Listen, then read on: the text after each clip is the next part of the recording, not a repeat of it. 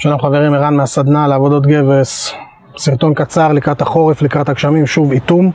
יש לנו נזילה בגג של פאנל מבודד, של מחסן של פאנל מבודד, באזור של המיזוג, של החור של המיזוג והעמוד.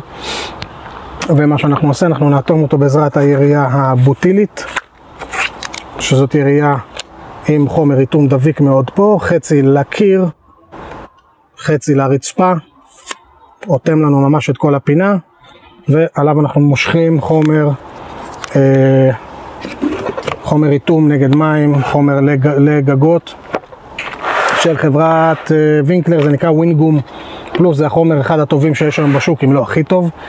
אז אם אתם חוסכים לעצמכם את הבעל מקצוע, לפחות תשקיעו בחומרים הכי טובים שיש. מה שהיה לנו שם, ניסו לעשות איתום בפוליארתן מוקצף.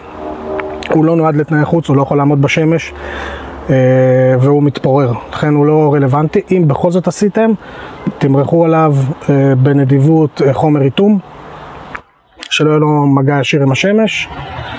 במקרה הזה בסרטון אני חתכתי אותו ממש עד לקווים, ואחר כך אני משכתי אותו בחומר, אבל יחד עם הירייה סגרתי את כל האזור הזה, סגרתי כל אפשרות לחדירה של מים.